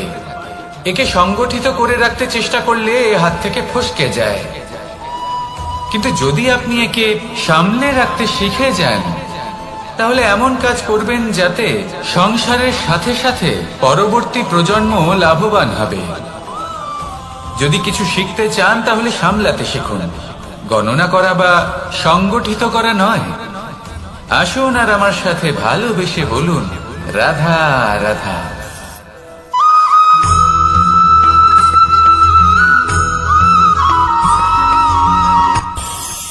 এই সংসারে আমরা প্রকাশ কোথা থেকে পাই? এর উত্তর বড়ই সরল। ভোরে যখন সূর্যোদয় হয় তখন প্রকাশের কিরণ আমাদের ঘরে এসে পৌঁছয়। এইভাবেই আমরা প্রকাশ লাভ করি। এবার এই প্রকাশের আলোতেই আমরা সারাদিনের কাজ সম্পন্ন করি। সন্ধে হয়ে যায়, সূর্যাস্ত হয়ে যায়, আর আমাদের ঘর যাতে অন্ধকার না হয় তার জন্য আমরা একটা প্রদীপ প্রজ্বলিত করি। এটাই ঘটে আমাদের জীবনেও। এবার প্রবাহমান আয়ুর সাথে আমরা আমাদের অন্তরে যদি একটা প্রদীপ প্রজ্বলিত করে নিই তাহলে বিষয়টাই অন্যরকম হবে। এবার আপনি বলবেন কোন প্রকাশের কথা বলছি যে আমাদের অন্তরে জাগ্রত করা সম্ভব?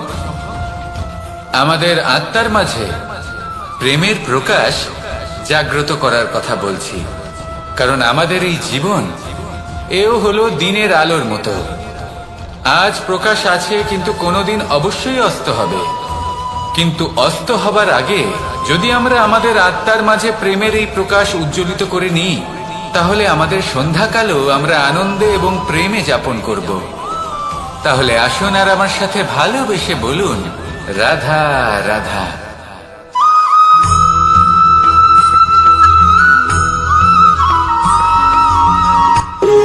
যখন মানুষের মৃত্যু হয় তখন কি হয়? অনেক সংখ্যক মানুষ শোক পালন করতে চলে আসেন। যে ব্যক্তি মৃত্যু লাভ করেছেন তার অনেক বস্তু থাকে যেগুলো তার প্রিয়, যেগুলো তিনি ব্যবহার করেছেন। তার শয্যা, তার বস্ত্র, তার আভূষণ সবকিছু তার থেকে বিচ্ছিন্ন করা হয় এবং খালি হাতে তাকে শ্মশানের উদ্দেশ্যে রওনা করা হয়। আমি আপনাকে এই প্রশ্ন করতে চাই, আপনি এই সংসারে কি অর্জন করেছেন? ধন, সম্পত্তি, বস্ত্র, আভূষণ, এই সবকিছু যে আপনি অর্জন করেছেন আপনার মৃত্যুর পরে তা আপনার থেকে দূর হয়ে যাবে। এর উত্তর হলো একটাই, আপনার কর্ম। শুধু সেটাই আছে যা একান্ত আপনার, আর শুধু সেটাই এই সংসার থেকে চলে যাওয়ার পরেও সংসারেই জীবিত থাকবে। যদি আপনি দুষ্কর্ম করেন তাহলে এই সংসার আপনাকে একটি অনুচিত উদাহরণ হিসেবে মনে রাখবে যে এই ব্যক্তি খুব পাপী ছিল, অনুচিত কর্ম করতেন। যে পথে তিনি চলেছেন সেই পথে কারোর চলা উচিত নয়। সেখানেই যদি আপনি সৎকর্ম করেন তাহলে সংসার চিরকাল এটাই বলবে যে খুব ভালো মানুষ ছিলেন, সবাইকে ভালোবাসতেন, সবাইকে সাহায্য করতেন, আমার খুব প্রিয় মানুষ ছিলেন। এটাই হলো শ্রেষ্ঠ কর্ম। সেই জন্য জীবনে শুধুমাত্র ধন, সম্পত্তি, আভূষণ এই সব অর্জন করতে গিয়ে নিজের মনোনিবেশ করবেন না। শ্রেষ্ঠ কর্ম করুন। সংসার থেকে চলে যাওয়ার পরেও এই কর্মই এই সংসারে আপনাকে জীবিত রাখবে। আসুন আমার সাথে ভালোবেসে বলুন, রাধা রাধা।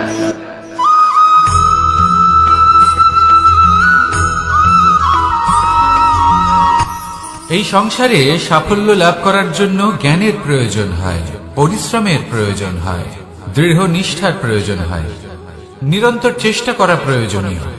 কিন্তু আরো কিছু আছে যা অত্যন্ত প্রয়োজনীয় এবং গুরুত্বপূর্ণ। তা হলো ভালো বন্ধু।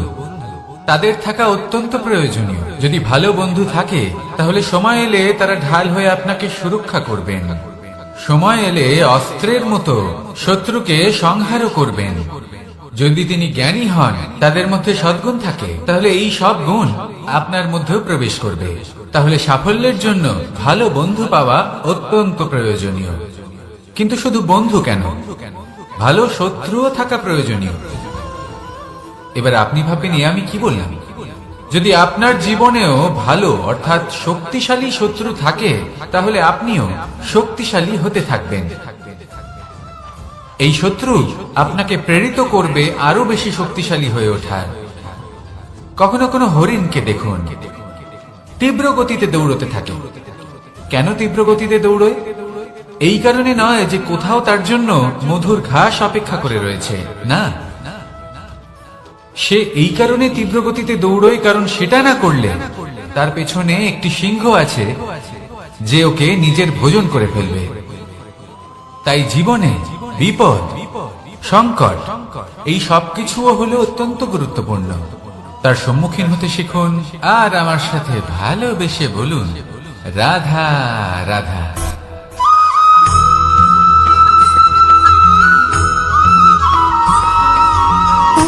সুখ, দুঃখ এবং শক্তি, এই তিন হলো এই সংসারের ত্রিদেবের মতো। আমাদের জীবনে যা কিছু ঘটছে এই তিনটির ভিত্তির উপরেই হচ্ছে। আসলে এই সংসারের একটা নিয়ম আছে। যখনই আপনি কিছু লাভ করেন, এই সংসার আপনার পরীক্ষা নেয়। এটা জানার জন্য আপনার পরীক্ষা নেয় যে আপনি যা কিছুই লাভ করেছেন, আপনি কি আদৌ সেটার যোগ্য কিনা। ঠিক সেইভাবেই এই সুখ, দুঃখ এবং শক্তি আপনার পরীক্ষা নিয়ে থাকে। যখন সুখ আসে তখন সে আপনার পরীক্ষা নেয় যে আপনার মধ্যে অহংবোধ জাগ্রত হয়নি তো। যদি অহংবোধ চলে আসে তাহলে সুখ সেখানেই সঙ্গ ত্যাগ করে। দুঃখ আপনার ধৈর্যের পরীক্ষা নিতে থাকে।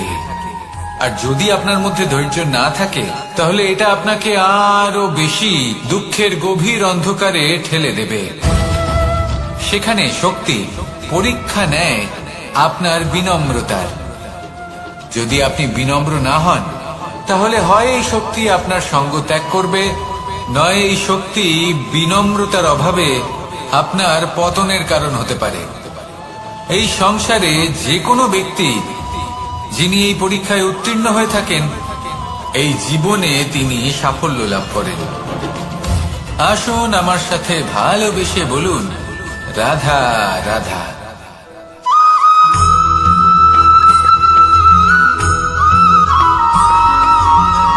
পুরুষার্থ। শাস্ত্রে 4 ধরনের পুরুষার্থের কথা বলা হয়েছে। প্রথম হলো ধর্ম। আপনি কি জানেন এই ধর্ম আসলে কি? আপনার কি মনে হয় ধর্ম আসলে কি? কোন বিশেষ ঈশ্বরকে মানাই কি ধর্ম বলা হয়? নাকি কোনো বিশেষ রীতি পালন করাই হলো ধর্ম? নাকি কোনো বিশেষ সাহিত্যকে সর্বশ্রেষ্ঠ মনে করাই হলো ধর্ম? না, ধর্ম হলো সেটা যাকে ধারণ করা যেতে পারে। আর ধারণ শুধু সেটাই করা যায় যা পবিত্র। পবিত্র শুধু তাকেই বলা হয় যা নিঃস্বার্থ, যার মধ্যে শাসন করার কোনো ইচ্ছে নেই, যা সরলভাবেই প্রবাহমান, জল এবং বায়ুর মতো। যখন কোনো ব্যক্তি ধর্মকে ধারণ করেন এবং সেই ধর্ম সেই ব্যক্তিকে রক্ষা করে, তখন তাকে ধর্ম বলা হয়। ধর্ম যা রক্ষা করে অহংকার থেকে, খারাপ চিন্তার হাত থেকে।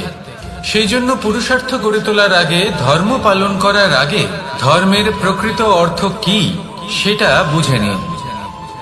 এটা জেনে রাখুন যে সমস্ত ধর্মের আধার, সমস্ত ধর্মের ভিত শুধুমাত্র ভালোবাসা। আসুন আর এই ভালোবাসার সাথেই বলুন, রাধা রাধা।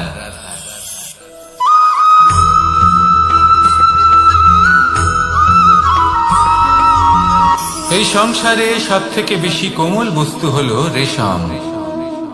এই রেশম এতটাই কোমল হয় যে এর পুরো একটা থান শুধুমাত্র একটা হাতে ধরা সম্ভব। কখনো ভেবে দেখেছেন এই রেশম কিভাবে হয়? একটি কীট তার লালার দ্বারা উৎপন্ন হয়। এই কীট সেই রেশমকে পাক দিতে থাকে, পাক দিতেই থাকে আর আস্তে আস্তে তার মধ্যেই জড়িয়ে পড়ে।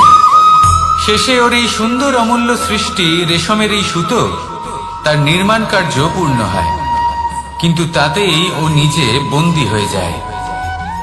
নিজেরই মায়াজালের এই বন্দী গৃহে নিজেই ফেঁসে যায়। এবার এই সুতোকে ব্যবহারযোগ্য করে তোলার জন্য এই কীটগুলিকে এই কবচের সাথেই ফুটন্ত জলে ফেলে দেওয়া হয়। এই সংসারে যদি আমাদের স্বপ্ন এই সংসারের দুঃখ হরণ করার জন্য, এই সংসারে সুখ বিতরণ করার জন্য হয়, তবেই আমাদের প্রগতি সম্ভব। যদি আমাদের এই স্বপ্ন শুধুই আমাদের এবং আমাদের স্বার্থ সিদ্ধির জন্য হয়, তাহলে এই স্বপ্ন আমাদের অন্ধ করে দেবে, আমাদের অন্ধকারের পথে নিয়ে যাবে, আর আমরাও সেই কীটের মতো হয়ে যাব। নিজেদেরই মায়াজালে আমরা নিজেই ফেঁসে যাব, আর শেষে আমরা যদি কিছু লাভ করি তা হবে একাকিত্ব, অন্ধকারময় মৃত্যু। তাই স্বপ্ন অবশ্যই দেখুন, কিন্তু এমন ভাবে স্বপ্ন দেখবেন না যে তার এই বন্দিগৃহে আপনি নিজেই ফেঁসে গেলেন। স্বপ্ন দেখুন পরোপকারে।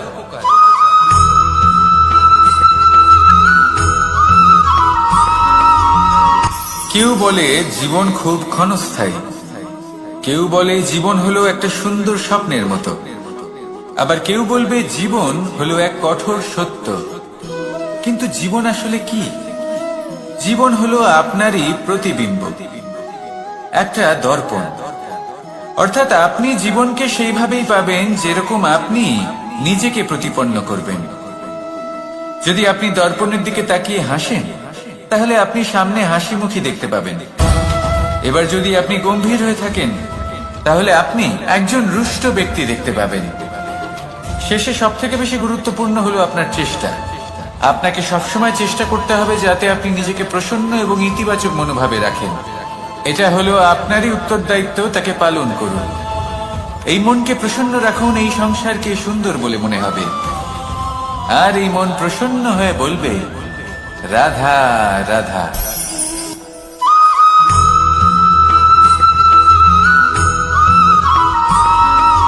জীবনে যখন কোনো ব্যক্তি নিজের লক্ষ্য প্রাপ্তির জন্য নিরন্তর পরিশ্রম করতে থাকেন, চেষ্টা করতে থাকেন, তখন তিনি কষ্ট অনুভব করেন, কখনো শারীরিক কষ্ট, কখনো মানসিক কষ্ট।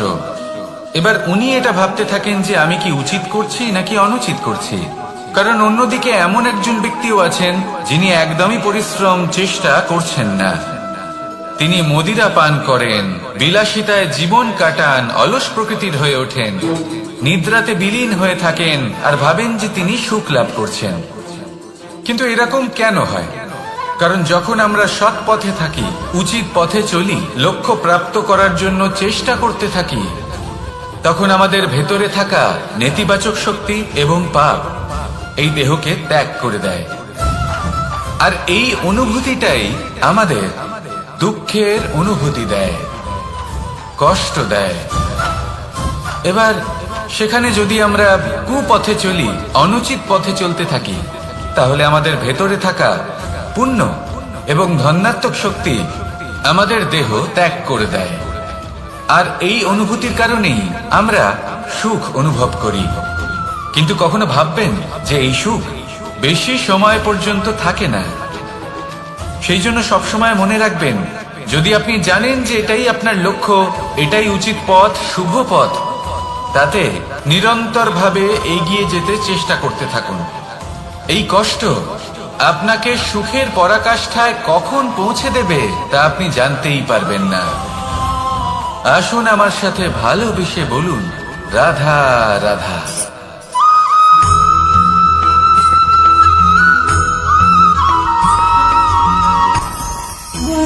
ভোজন। এবার ভোজন সংগ্রহ করার জন্য মানুষ কি না করেন, সবসময় চেষ্টা করতে থাকেন, ফসল উৎপাদনের জন্য অনেক পরিশ্রম করতে থাকেন, কিন্তু অনেক সময় অনেক পরিশ্রম করার পরেও ফসল ভালো উৎপাদন হয় না। এর কারণ কি? কারণ হলো এটাই যে আপনি পরিশ্রম হয়তো অনেক করেছেন, কিন্তু আপনার নজর তো সেই বীজের দিকে ছিলই না যে আপনি রোপণ করেছেন। সেই জন্য সব সময় কোনো বীজ রোপণ করার আগে তাকে পরখ করে দেখুন, তা অত্যন্ত আবশ্যক। আর সেইভাবেই যখনই কোনো কর্মের প্রশ্ন আসে, তাহলে সেখানে শুধুমাত্র পরিশ্রম যথেষ্ট নয়। সেই কাজের প্রতি আপনার কর্তব্য কি, আপনার উদ্দেশ্য কি, সেটা জানা হলো অত্যন্ত গুরুত্বপূর্ণ।